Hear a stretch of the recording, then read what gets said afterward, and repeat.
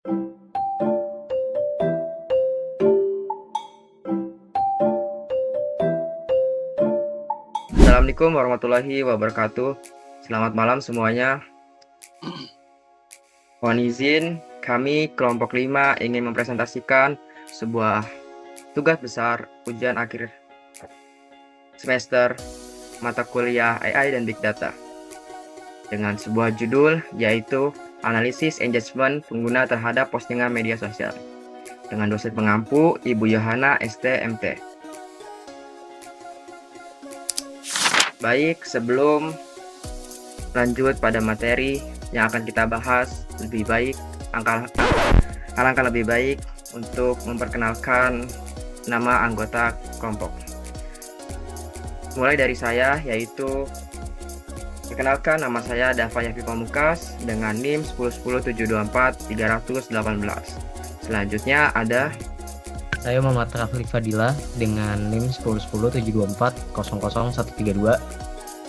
Selanjutnya Perkenalkan, nama saya Muhammad Siddiq Abdul Ghafur dengan NIM 101724018.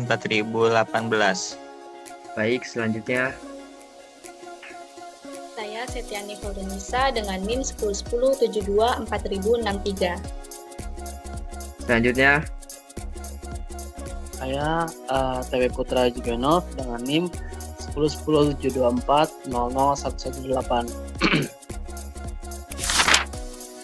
baik, untuk materi yang pertama ada pendahuluan, di mana yaitu media sosial kini menjadi sarana utama komunikasi dan digital marketing. Selain membangun jaringan antar pengguna, media sosial juga berperan dalam menciptakan keterlibatan engagement antara konten dan audiens. Bentuk engagement seperti like, comment, share, dan view digunakan untuk mengevaluasi efektivitas strategi komunikasi digital.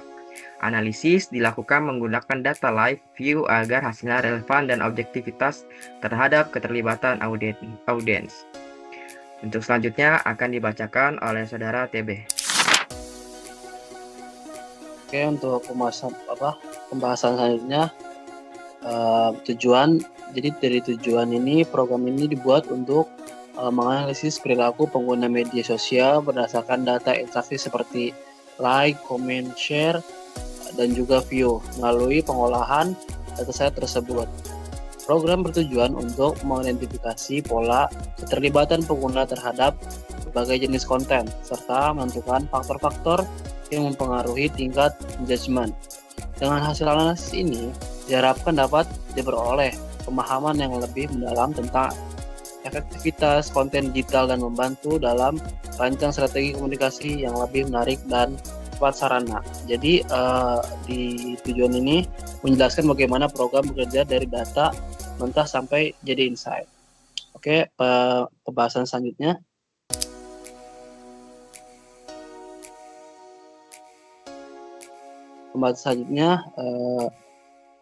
Alur program ini dimulai dari proses pengambilan data interaksi pengguna media sosial yang tersimpan dalam bentuk dataset.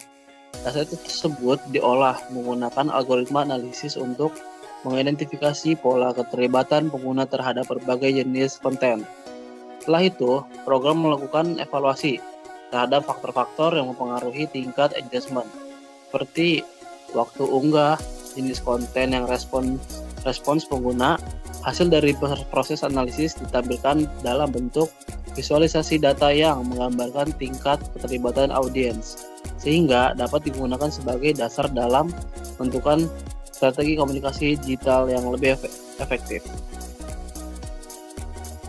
Baik, selanjutnya akan dibacakan oleh saudara Sidki. Di sini kita pengertian dari EDA. EDA atau Exploratory Data Analysis dilakukan untuk memahami karakteristik datasheet sebelum masuk ke tahap analisis lanjutan. Datasheet yang digunakan terdiri dari 7050 data dengan 16 variabel yang mencakup tipe numerik dan kategorikal. Meskipun ditemukan beberapa data kosong yang perlu dibersihkan pada tahap processing, melalui proses pengolahan data menggunakan Python dilakukan perhitungan rata-rata engagement, num, reaction, num comment, num share, dan num likes berdasarkan jenis konten atau status type tipe yang kemudian divisualisasikan dalam bentuk diagram batang. Hasil grafik menunjukkan bahwa setiap jenis konten memiliki tingkat engagement yang berbeda, sehingga jenis konten sangat memengaruhi interaksi pengguna. Selain itu, visualisasi scatter plot antara reaksi dan komentar menunjukkan adanya hubungan positif, di mana postingan dengan jumlah reaksi yang tinggi cenderung memilih lebih banyak komentar. Hal ini mengindikasikan bahwa semakin menarik suatu konten, semakin besar kemungkinan pengguna untuk berinteraksi secara aktif. Untuk slide selanjutnya,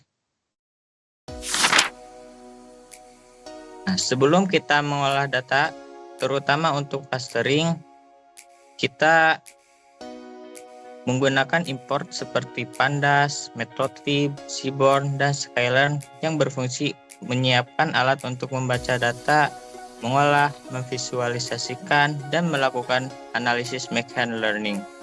Kemudian mengambil data dari file CSV ke dalam bentuk data frame agar bisa diproses. Setelah itu dilakukan pengecekan data menggunakan save, info, describe, dan isNull untuk memahami jumlah data, tipe data, statistik dasar, serta memastikan tidak ada data yang bermasalah atau kosong. Untuk slide selanjutnya, pertama-tama sebelum membuat EDA-nya, kita tentukan dulu variabel apa saja yang akan digunakan. Di sini kami menggunakan reaction, comment, share, dan likes. Lalu dari variabel itu kita grup dari status type sesuai seperti yang ada di file CSV yang telah diberikan. Lalu kita melt dan kami memutuskan untuk membuatnya dalam jenis grafik bar plot size 12:6 karena grafik itu adalah yang paling realistis untuk membaca mean atau rata-rata dari data yang ada. Oke, slide selanjutnya. Nah, di sini berdasarkan grafik tersebut terlihat bahwa setiap jenis postingan memiliki pola interaksi yang berbeda. Postingan berupa video menunjukkan nilai komentar yang paling tinggi dibandingkan jenis lainnya, yang menandakan bahwa video mampu mendorong interaksi pengguna secara lebih aktif. Selain itu, nilai share pada video juga relatif lebih tinggi, meskipun secara umum jumlah share pada semua jenis postingan tidak terlalu besar. Secara keseluruhan, bahwa jenis konten mempengaruhi bentuk interaksi pengguna, di mana video lebih efektif dalam menghasilkan interaksi aktif seperti komentar, sedangkan jenis postingan lainnya lebih cenderung menghasilkan interaksi pasif seperti like dan reaksi.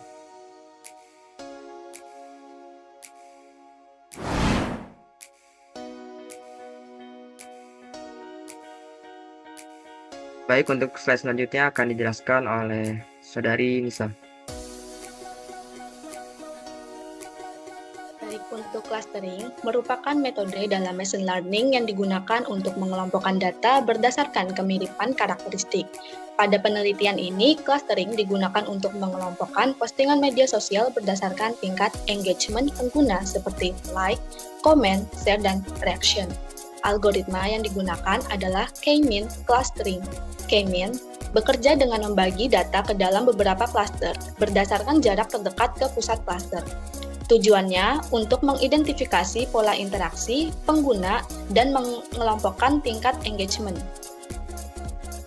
Pada proses analisis clustering, langkah pertama adalah memilih fitur yang digunakan.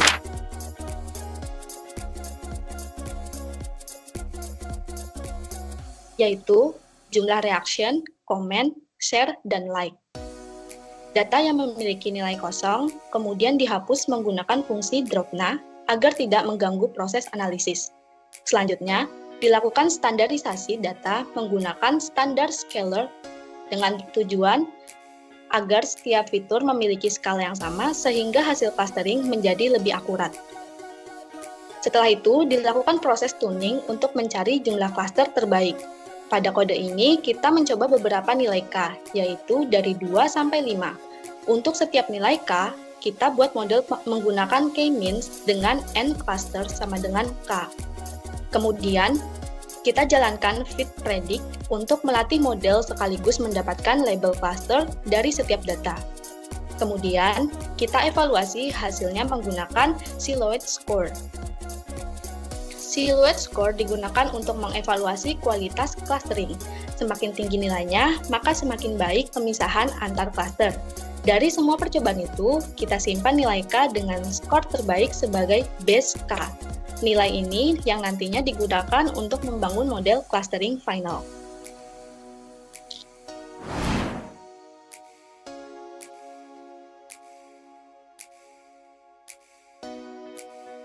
Baik, untuk hasil clustering akan disampaikan oleh saudara Rafli. Oke, jadi sebelumnya kita menggunakan K-means, dalam artian berarti kita tadi menggunakan unsupervised model yang berarti datanya tidak perlu kita latih terlebih dahulu, jadi kita langsung print dari jumlah tiap cluster dengan menggunakan komen seperti ini, dan kita hitung juga rata-rata tiap cluster dan kita group per clusternya, dan kita gunakan scatter plot untuk mendapatkan hasil clustering tersebut. Bisa di next.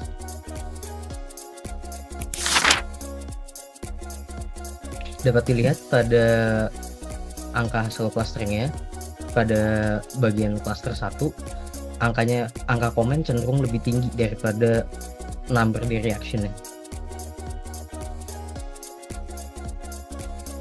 Mungkin cukup sekian.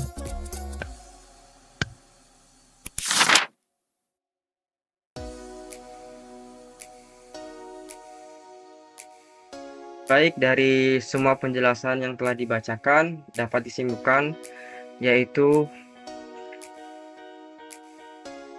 kesimpulan dari analisis eksplorasi data analisis atau EDA menunjukkan bahwa terdapat perbedaan tingkat engagement pada setiap tipe konten atau status tipe, di mana beberapa jenis konten terbukti lebih efektif dalam menarik interaksi pengguna.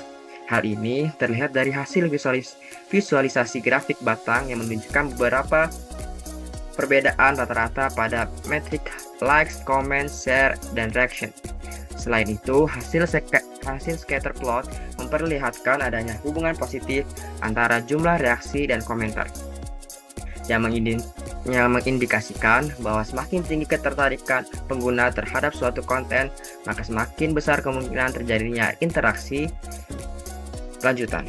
Meskipun demikian, ditemukan beberapa outlier yang menunjukkan bahwa tidak semua konten mengikuti pola yang sama, sehingga dapat disimpulkan bahwa tingkat engagement memiliki variasi yang cukup signifikan dan dipengaruhi oleh berbagai faktor yang ada, terutama jenis konten yang disajikan. Baik, kurang lebihnya dari kelompok kami mohon maaf. Wassalamualaikum warahmatullahi wabarakatuh.